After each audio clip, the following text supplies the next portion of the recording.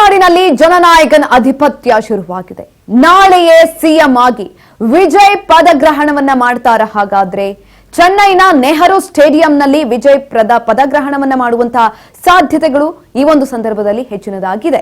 ವಿಜಯ್ ಜೊತೆಗೆ 9 ಮಂದಿ ಶಾಸಕರು ಸಚಿವರಾಗಿ ಪದಗ್ರಹಣವನ್ನ ಮಾಡುವಂತಹ ಸಾಧ್ಯತೆಗಳು ಕೂಡ ಇರುವಂತದ್ದು. ಅಧಿಪತ್ಯ ಶುರುವಾಗಿದೆ ತಮಿಳುನಾಡಿನಲ್ಲಿ ಜನನಾಯಕನ್ ನಾಳೆಯೇ ಸಿಎಂ ಆಗಿ ವಿಜಯ್ ಪದಗ್ರಹಣವನ್ನ ಮಾಡ್ತಾರಾ? ಚೆನ್ನೈನ ನೆಹರು ಸ್ಟೇಡಿಯಂನಲ್ಲಿ ವಿಜಯ್ ಪದಗ್ರಹಣ ಆಗತ್ತಾ?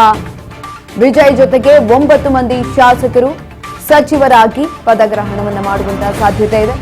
ಕಾಂಗ್ರೆಸ್ ಹಾಗೂ ಸಣ್ಣ ಪುಟ್ಟ ಪಕ್ಷಗಳ ಬೆಂಬಲವನ್ನ ಕೇಳಿದ್ದಾರೆ ವಿಜಯ್ ಅವರು. ಇಂದು ತಮಿಳುನಾಡು ರಾಜ್ಯಪಾಲರನ್ನ ಕೂಡ ಭೇಟಿ ಮಾಡುವಂತಹ ಸಾಧ್ಯತೆ ಈ ಒಂದು ಸಂದರ್ಭದಲ್ಲಿ ಇರುವಂತದ್ದು. ನಾಳೆಯೇ ಸಿಎಂ ಆಗಿ ವಿಜಯ್ ಅವರು ಪದಗ್ರಹಣವನ್ನ ಮಾಡುವ ಸಾಧ್ಯತೆಗಳು ಕೂಡ ಈ ಒಂದು ಸಂದರ್ಭದಲ್ಲಿ ಹೆಚ್ಚಿನದಾಗಿದೆ. ತಮಿಳುನಾಡು ವಿಧಾನಸಭಾ ಚುನಾವಣೆಯಲ್ಲಿ ದೊಡ್ಡ ಪಕ್ಷವಾಗಿ ಹೊರಹೊಮ್ಮಿರುವಂತಹ ತಮಿಳಿಗ ವೆಂಟ್ರಿ ಕಳಗಂ ಸಂಸ್ಥಾಪಕ ಜೋಸೆಫ್ ವಿಜಯ್ ಅವರು ಸರ್ಕಾರವನ್ನ ರಚಿಸೋದಕ್ಕೆ ಈಗ ಆಲ್ರೆಡಿ ಹಲವು ರೀತಿಯಾದಂತಹ ಕಸರತ್ತುಗಳನ್ನ ಮಾಡ್ತಿದ್ದಾರೆ. ಮತ್ತೊಂದು ಕಡೆನಲ್ಲಿ ಇನ್ನು 10 ಶಾಸಕರ ಬೆಂಬಲ ಕೂಡ ಇದೆ. ಈಗ ಆಲ್ರೆಡಿ ವೇಣುಗೋಪಾಲ್ ಅವರನ್ನ ಭೇಟಿ ಕೂಡ ಮಾಡಿದ್ದಾರೆ. ಈ ಸಂದರ್ಭದಲ್ಲಿ ಕಾಂಗ್ರೆಸ್ ಶಾಸಕರನ್ನ ಅವರ ಪಕ್ಷಕ್ಕೆ ಕರೆದುಕೊಳ್ಳುವಂತಹ ಸಾಧ್ಯತೆಗಳು ಕೂಡ ಇರುವಂತದ್ದು. ಈ ಕುರಿತಾಗಿ ಚರ್ಚೆ ಕೂಡ ಆಗಿದೆ. ಆದ್ರೆ ಇಲ್ಲಿ ಗಮನಿಸಬೇಕಾಗಿರುವಂತಹ ವಿಚಾರ ಇನ್ನೊಂದೇನಂತ ಅಂದ್ರೆ, ತಾವು ಸ್ಪರ್ಧಿಸಿದಂತಹ ಚೊಚ್ಚಲ ಇದ್ರಲ್ಲೇ 2 ಕ್ಷೇತ್ರಗಳಲ್ಲಿ ವಿಜಯ್ ಅವರು ನಿಂತ್ಕೊಂಡಿದ್ರು. ಇದೀಗ 1 ಕ್ಷೇತ್ರಕ್ಕೆ ರಾಜೀನಾಮೆಯನ್ನ ಕೊಡ್ತಾರೆ. 1 ಕ್ಷೇತ್ರಕ್ಕೆ ರಾಜೀನಾಮೆಯನ್ನ ಕೊಟ್ರೆ ಇವಾಗ ಏನ್ ಟಿವಿಕೆ ಪಕ್ಷ 108 ಸ್ಥಾನಗಳನ್ನ 8 ಕ್ಷೇತ್ರಗಳಲ್ಲಿ ಗೆದ್ದಿದೆ. ಅದರಲ್ಲಿ 1 ಕ್ಷೇತ್ರ ಮತ್ತೆ ಮೈನಸ್ ಆಗುತ್ತೆ, 107ಕ್ಕೆ ಬರುತ್ತೆ. ಇದೀಗ 10 ಶಾಸಕರ ಬೆಂಬಲ ಅನ್ನೋದು ಅಗತ್ಯ ಇರೋದ್ರಿಂದ ಈ ಒಂದು ಸಂದರ್ಭದಲ್ಲಿ ಇನ್ನೂ ಒಬ್ರು ಎಕ್ಸ್ಟ್ರಾ ಆಗ್ತಾರೆ. 11 ಜನ ಆಗುವಂಥದ್ದು ವಿಜಯ್ ಅವರು 1 ಕ್ಷೇತ್ರಕ್ಕೆ ರಾಜೀನಾಮೆಯನ್ನ ಕೊಟ್ರೆ. ಯಾಕಂತ ಅಂದ್ರೆ 2 ಕ್ಷೇತ್ರಗಳಲ್ಲೂ ಕೂಡ ಭಾರೀ ಮುನ್ನಡೆಯನ್ನ ತೆಗೆದುಕೊಂಡು ವಿಜಯ್ ಅವರು ಜಯಭೇರಿಯನ್ನ ಬಾರಿಸಿದಂಥದ್ದು. ಹಾಗಾಗಿ ಇದೆಲ್ಲವನ್ನ ಗಮನದಲ್ಲಿಟ್ಕೊಂಡು ನಾಳೆನೆ ಸಿಎಂ ಆಗಿ ವಿಜಯ್ ಅವರು ಪದಗ್ರಹಣವನ್ನ ಮಾಡ್ತಾರಾ ಅಥವಾ ಇಲ್ವಾ ಅನ್ನೋದು ಇದೀಗ ಕಾಡ್ತಾ ಇರುವಂತಹ ಪ್ರಶ್ನೆ.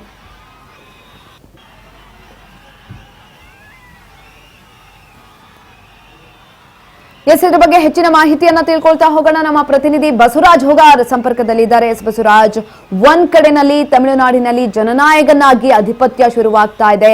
ನಾಳೆ ಸಿಎಂ ಆಗಿ ವಿಜಯ್ ಅವರು ಪದಗ್ರಹಣವನ್ನ ಮಾಡ್ತಾರಾ ಅಥವಾ ಇಲ್ವಾ, ಏನಾಗಬಹುದು? ಹೆಚ್ಚಿನ ಅಪ್ಡೇಟ್ಸ್ ಕೊಡೋದಾದ್ರೆ. ತಮಿಳುನಾಡಿನಲ್ಲಿ ವಿಜಯ್ ಅವರು ಸರ್ಕಾರವನ್ನ ರಚನೆ ಮಾಡ್ಲಿಕ್ಕೆ ಸಾಕಷ್ಟು ರಣತಂತ್ರಗಳನ್ನ ಹೂಡ್ತಾ ಇದ್ದಾರೆ.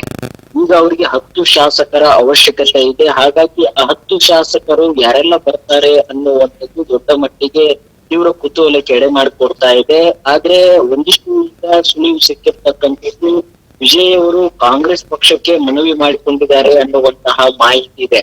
ಹಾಗಾಗಿ ಇದೀಗ ಕಾಂಗ್ರೆಸ್ ಪಕ್ಷದ ಹಲವು ನಾಯಕರ ಹೇಳಿಕೆಗಳನ್ನ ನಾವು ಗಮನಿಸ್ತಾ ಹೋದ್ರೆ ಬೇಷರತ್ತಾಗಿ ಕಾಂಗ್ರೆಸ್ ಪಕ್ಷ ಟಿಎಂಸಿ ಪಕ್ಷಕ್ಕೆ ಬೆಂಬಲ ನೀಡ್ತಾ ಇದೆ ಅನ್ನುವಂಥದ್ದು ಕೂಡ ಗೊತ್ತಾಗ್ತಾ ಇದೆ. ಯಾಕಂತಂದ್ರೆ ಈಗ ಸರ್ಕಾರ ರಚನೆಗೆ ಒಂದು 10 ಶಾಸಕರ ಅವಶ್ಯಕತೆ ಕೂಡ ಟಿಎಂಸಿ ಪಕ್ಷಕ್ಕೆ ಕೂಡ ಇರುವಂತದ್ದು. ಹಾಗಾಗಿ ಡಿಎಂಕೆ ಪಕ್ಷದ ಶಾಸಕರನ್ನ ಸೆಳೆಯುವಂತ ಪ್ರಯತ್ನದಲ್ಲಿ ವಿಜಯ್ ಅವರು ಹೋಗ್ತಾ ಇಲ್ಲ ಅನ್ನುವಂಥದ್ದು ಬಹಳ ಸ್ಪಷ್ಟವಾಗಿ ಗೊತ್ತಾಗ್ತಾ ಇದೆ. ಹಾಗಾಗಿ ಕಾಂಗ್ರೆಸ್ ಪಕ್ಷದಿಂದ ಒಂದ್ ಕಡೆ ಕಾಂಗ್ರೆಸ್ ಪಕ್ಷಕ್ಕೆ ಒಂದು ಮನವಿ ಮಾಡಿಕೊಂಡಿದ್ದಾರೆ. ಅದ್ರ ಬಗ್ಗೆ ಕೂಡ ಹೈಕಮಾಂಡ್ ನಾಯಕರು ಕೂಡ ಇದೀಗ ಚರ್ಚೆ ನಡೆಸ್ತಾ ಇದ್ದಾರೆ ಅನ್ನುವಂತ ಮಾಹಿತಿ ಕೂಡ ಇದೆ. ಎಐಸಿಸಿಯ ಪ್ರಧಾನ ಕಾರ್ಯದರ್ಶಿಗಳಾಗಿರ್ತಕ್ಕಂಥ ಕೆ.ಸಿ. ವೇಣುಗೋಪಾಲ್ ಅವರು ಕೂಡ ಅದೇ ರೀತಿಯಾಗಿರ್ತಕ್ಕಂಥ ಹೇಳಿಕೆಯನ್ನು ಕೂಡ ಕೊಟ್ಟಿರ್ತಕ್ಕಂಥದ್ದು. ಅಂದ್ರೆ ಒಂದು ಸಂವಿಧಾನ ರಕ್ಷಣೆ ಮಾಡುವಂತದ್ದು ಮತ್ತೆ ಜಾತ್ಯತೀತವಾಗಿರ್ತಕ್ಕಂತಹ ಒಂದು ಸರ್ಕಾರ ರಚನೆ ಆಗುತ್ತೆ, ಅದಕ್ಕೆ ನಮ್ಮ ಬೆಂಬಲ ಇರುತ್ತೆ.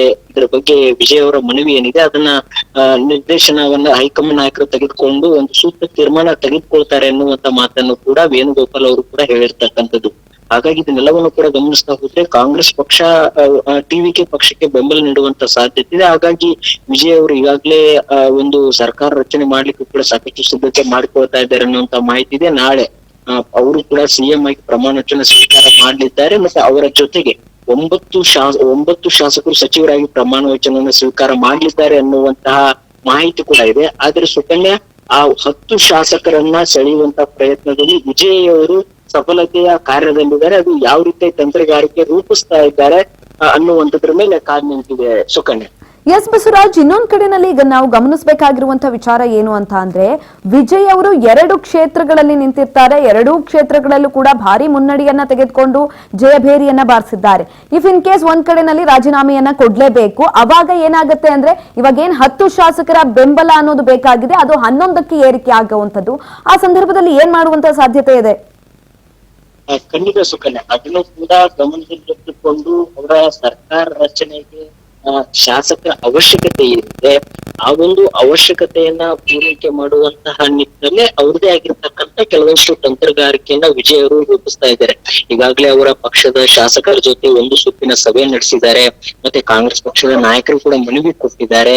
ಇದೆಲ್ಲವನ್ನು ಕೂಡ ಗಮನದಲ್ಲಿಟ್ಟುಕೊಂಡು ಅದು 11 ಶಾಸಕರ ಅವಶ್ಯಕತೆ ಇದ್ರು ಸಹಿತ ಅದನ್ನು ಕೂಡ ಯಾವ ರೀತಿ ನಿಭಾಯಿಸ್ಬೇಕು, ಮತ್ತೆ ಅವರು ಈಗ ಮೈತ್ರಿ ಸರ್ಕಾರಕ್ಕೆ ಅವರು ಕೂಡ ಬೆಂಬಲ ಕೊಡ್ಬೇಕಂತಂದ್ರೆ ಅವ್ರದೇ ಆಗಿರ್ತಕ್ಕಂಥ ಕೆಲವಷ್ಟು ಬೇಡಿಕೆ ನೀಡ್ತಾರೆ.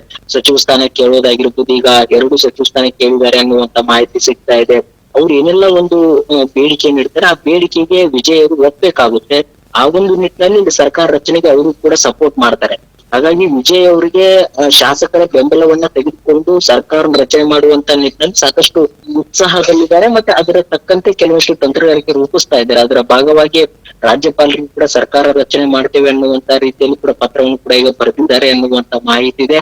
ಅದರ ಜೊತೆಗೆ ತಮಿಳುನಾಡಿನ ಒಂದು ಚೆನ್ನೈನ ನೆಹರು ಕ್ರೀಡಾಂಗಣದಲ್ಲಿಯೂ ಕೂಡ ದೊಡ್ಡ ಮಟ್ಟದಲ್ಲಿ ಆ ಒಂದು ಪ್ರಮಾಣ ವಚನ ಸ್ವೀಕಾರ ಕಾರ್ಯಕ್ರಮಕ್ಕೂ ಕೂಡ ಟಿಎನ್ಸಿ ಪಕ್ಷದಿಂದ ದೊಡ್ಡ ಮಟ್ಟಿಗೆ ಸಿದ್ಧತೆ ಕೂಡ ಮಾಡಿಕೊಳ್ಳಲಾಗ್ತಾ ಇದೆ ಅನ್ನುವಂತ ಮಾಹಿತಿ ಇದೆ. ಹಾಗಾಗಿ ಅವರ ಶಾಸಕರ ಅವಶ್ಯಕತೆ ಅನುಗುಣವಾಗಿ ತಂತ್ರಗಾರಿಕೆನ ವಿಜಯ್ ಅವರು ರೂಪಿಸ್ತಾ ಇದ್ದಾರೆ ಅನ್ನುವಂತಹ ಮಾಹಿತಿ ಕೂಡ ಸದ್ಯಕ್ಕೆ ಸಿಗ್ತಾ ಇದೆ ಸುಕನ್ಯಾ. ಎಸ್ ಬಸವರಾಜ್, ಇನ್ನೊಂದ್ ಕಡೆನಲ್ಲಿ ಕಾಂಗ್ರೆಸ್ ಶಾಸಕರು ಇವರ ಕೈ ಜೋಡಿಸುವಂತ ಸಾಧ್ಯತೆ ಇರುವಂತದ್ದು. ಅದರ ಜೊತೆಯಲ್ಲಿ ವಿಜಯ್ ಅವರು ಎಲ್ಲೋ ಒಂದ್ ಕಡೆ ಮುಂಚೆಯಿಂದನೂ ಕೂಡ ಹೇಳ್ಕೊಂಡ್ ಬಂದಿರುವಂತದ್ದು, ಸಣ್ಣ ಪುಟ್ಟ ಪಕ್ಷಗಳತ್ತ ನಾವು ಮುಖವನ್ನ ಮಾಡ್ತೀವಿ ಅಂತ ಅಂದಿರುವಂತದ್ದು. ಇವಾಗ ಸಣ್ಣ ಪುಟ್ಟ ಪಕ್ಷಗಳು ಅಥವಾ ಕಾಂಗ್ರೆಸ್ ಇಂದ ಯಾರಾದ್ರೂ ಇವರಿಗೆ ಕೈ ಜೋಡಿಸ್ತಾರೆ ಅಥವಾ ಶಾಸಕರು ಬರ್ತಾರೆ ಅಂತ ಅಂದ್ರೆ, ಒಂದು ಅವರಿಗೆ ಮಂತ್ರಿ ಸ್ಥಾನವನ್ನ ಕೊಡ್ಬೇಕು ಅಥವಾ DCM ಪಟ್ಟದ ಆಮಿಷವನ್ನ ಕೂಡ ಒಡ್ಬೇಕಾಗತ್ತೆ.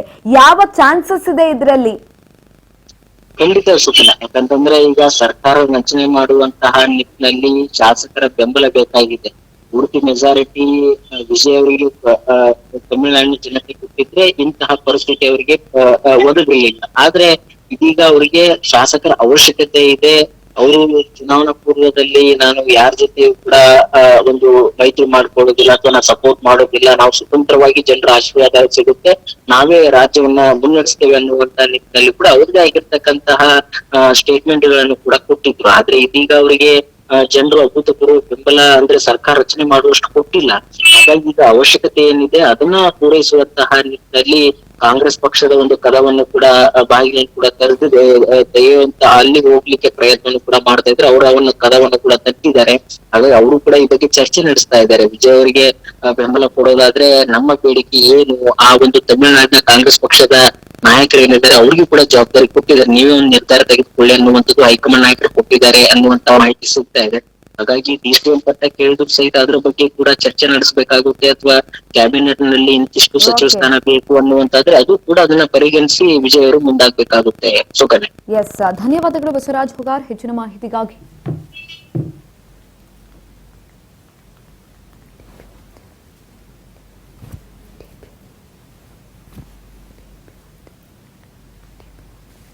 ಎಸ್ ನೋಡಿ, ಈ ತಮಿಳುನಾಡಿನಲ್ಲಿ ಈಗ ಆಲ್ರೆಡಿ ಅತಿ ದೊಡ್ಡ ಪಕ್ಷವಾಗಿ ಹೊರಗಡೆ ಬಂದಿರುವಂಥದ್ದು. ತಮಿಳುನಾಡು ರಾಜಕೀಯ ಇತಿಹಾಸದಲ್ಲೇ ಇದು ಎಲ್ಲೋ ಒಂದ್ ಕಡೆ ದಶಕಗಳ ಕಾಲದಿಂದ ಆಸೆ ಇಟ್ಕೊಂಡು ಬಂದಿರುವಂಥದ್ದು. ಜನ ಇದೀಗ ಬದಲಾವಣೆಯನ್ನ ನಿರೀಕ್ಷೆ ಮಾಡಿದ್ದಾರೆ. ವಿಜಯ್ ಅವರು ತಮಿಳುನಾಡಿನಲ್ಲಿ ತಮ್ಮ ಆಧಿಪತ್ಯವನ್ನ ಹೇಗೆ ಸಾಧಿಸ್ತಾರೆ ಅನ್ನೋದನ್ನ ಕಾದು ನೋಡ್ಬೇಕು.